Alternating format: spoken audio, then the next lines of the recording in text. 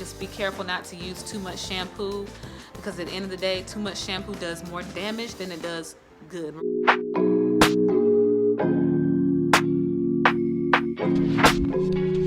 What's up, y'all? It's me, Tania. Thank you so much for clicking on tonight's video. Okay, so for those of you who do not know who I am, I'm a licensed therapist. I'm also a health coach, and I'm a lock kid of almost 5 years.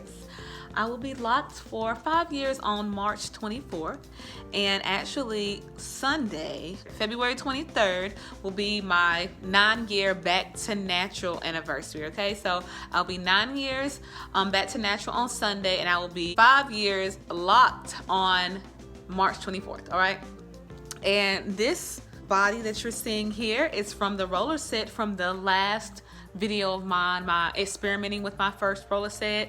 In that video, I told you guys that I only use oil and water. Okay, I did not use any gel at all. And the only gel I do use in general is aloe vera gel, like the manufactured aloe vera gel. So that's the only gel I use in general. And y'all, I have been treating this roller set like I've been treating it like hell. Okay, like hell. So at the end of the day, I really don't like styling, and even when I do style, I don't like maintaining the style. Cause like, I don't want to say I'm a lazy locker, I just don't like doing too much. Like, I had to keep those rollers in my hair overnight, and I had to mentally will myself to not take them down. So of course nobody likes being uncomfortable when they sleep, but I had the flexi rods like up in this area, the pipe cleaners right here, and the foam rollers, thank God, were in the back. So when I was sleeping, it wasn't that bad. But yeah, this is the results. I'll put a side by side of what it originally looked like, and this is what it looks like now.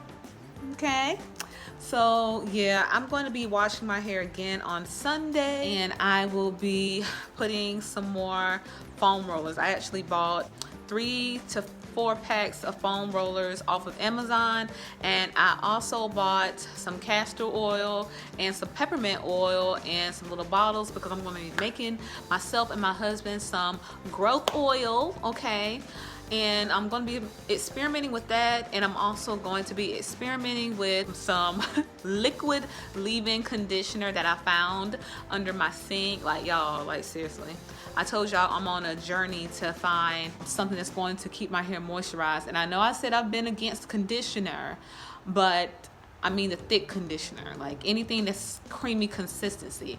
But this is the Motions leave-in conditioner. It's in a gold bottle. I used it one time today on my hair. My hair is super soft, and I really don't do a lot. Like, y'all, I don't thumbnail. Y'all, I don't do a lot to my hair. I really don't. When I do style my hair, I don't keep it up. Like, I don't curl it or retwist it or rebraid it. I just let the style do what it do. Okay, I let my locks tell me how long they want to keep the style, and then after that I just wash it. That's all I do. But anyway, we're going to be talking about my experience with shampooing and the technique that I've used to minimize shampoo residue in my hair.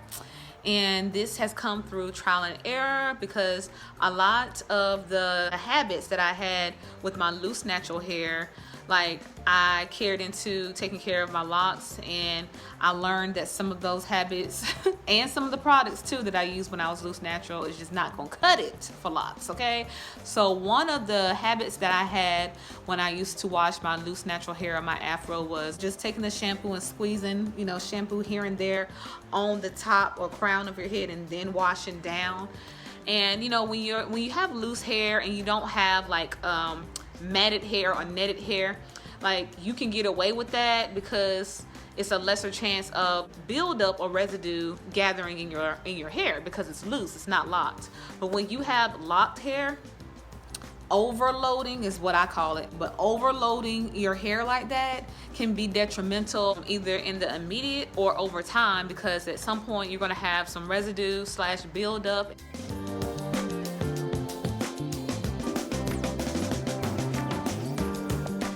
It's going to affect how your roots look, and it could even, in my opinion, okay, weaken the area where your root is, with the loose hair and the locked hair meet. It can even weaken that over time, because this part is honestly, it's probably the first place that becomes weak whenever your locks are not being taken care of properly.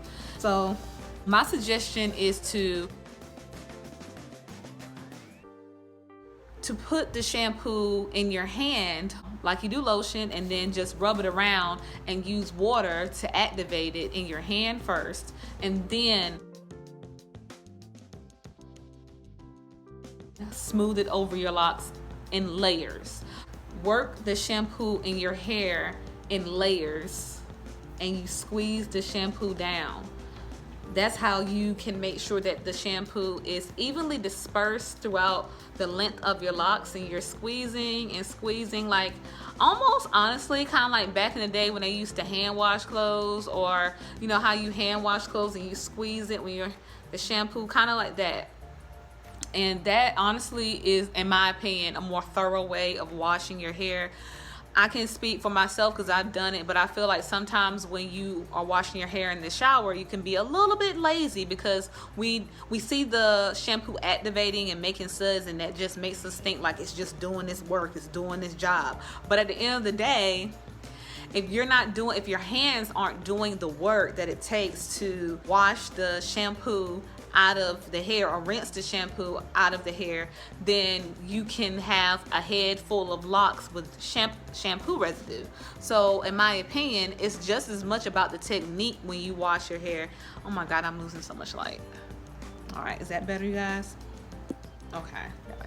So it's just as much about the technique whenever you are washing your hair and rinsing your hair out as it is the product itself. For me, I'm not really picky when it comes to certain aspects of my shampoo. Like my shampoo doesn't have to smell like roses or fruit or vanilla. It just needs to do its job and not cost an arm and a leg. I'm still experimenting with shampoos, but overall, your technique when it comes to shampooing your hair and making sure you're not overloading your hair to cause residue is just as important as the actual shampoo that you use, and making sure not to put too much product, because too much product, whether it's shampoo, conditioner, gel, whatever, is never good for your hair in general, especially when you have locks. They're basically sponges or little nets, so we have to be a little bit more cognizant when it comes to how we distribute products and how we wash our hair and how we let things sit on our hair and what we put on our hair, because our hair is a little bit more sensitive to build up and residue than other types of hair, if that makes sense. Okay, so yeah, that's basically it. At the end of the day, you guys, watch out how you're shampooing your hair, especially if you're a lock newbie. I mean, people who are lock newbies have their own set of issues when it comes to protecting their hair during washing. I feel like this could be something that you could add to your arsenal as well, okay? Just be careful not to use too much shampoo, because at the end of the day, too much shampoo does more damage than it does good. My hair looks so different when I'm filming at night than when what it does when I film in the daytime.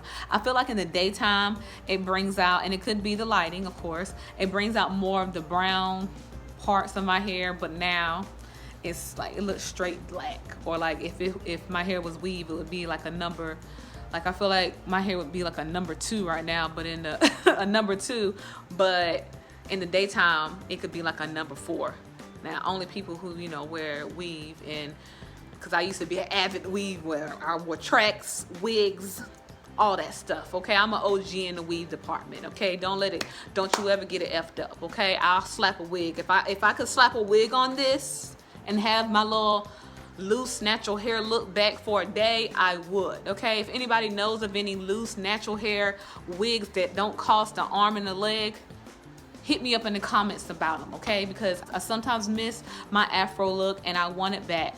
So if you enjoyed this information or if you found it helpful, please make sure to let me know by liking this video, as well as leave a comment. Let me know what you got out of the video, okay? Let me know if you want me to make any other relevant types of content when it comes to DIY lock care, because that's what I do, okay? That's what I do, baby. Yeah, that's it. And until the next video, no optional thumbnail. Bye-bye.